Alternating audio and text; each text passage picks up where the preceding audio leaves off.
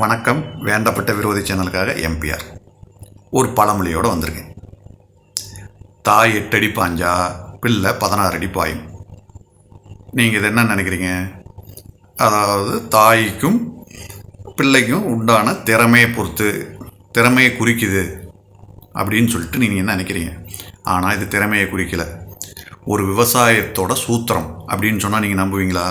நான் அப்படி தான் நினச்சேன் படிக்கிற வரைக்கும். அதுக்கப்புறம் தாங்க சொல்கிறாங்க, தாய் அப்படிங்கிறது நல்லா வளர்ந்த ஒரு வாழை மரம், பிள்ளைங்கிறது தென்னங்கன்று தென்னம்பிள்ளைன்னு சொல்லுவாங்க இல்லையா, அது. அதாவது தாய்க்கு 8 அடி இடைவெளி வச்சு நடணும். அதாவது வாழைக்கன்று நடும் பொழுது 8 அடி இடைவெளி வச்சு நடணும்.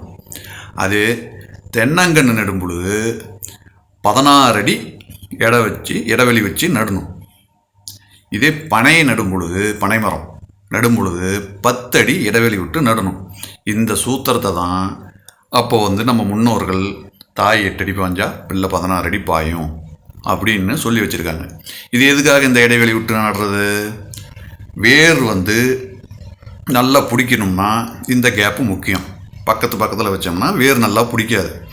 இன்னொன்று, சூரிய ஒளி அந்த தென்னங்கன்று, வாழைக்கன்று, பனங்கன்று இதுக்கு எல்லாத்துக்கும் சீராக கிடைக்கிறதுக்கும் அந்த கேப்பு முக்கியம். இதைத்தான் நம்ம முன்னோர்கள் சூத்திரமாக சொன்னாங்க. அதை நம்ம பழமொழியாக தப்பாக புரிஞ்சுக்கிட்டு இருந்திருக்கோம். ஆனால் நம்ம பிள்ளைங்களுக்காகவது இந்த பழமொழி இல்லைப்பா, விவசாய சூத்திரம் அப்படின்னு நாம் சொல்லி புரிய வைக்கணும். இது உங்களுக்கு புதுசாக இருந்ததுன்னா எனக்கு ஒரு லைக் போடலாம், ஒரு சப்ஸ்கிரைப் பண்ணலாம், ஷேர் பண்ணலாம்.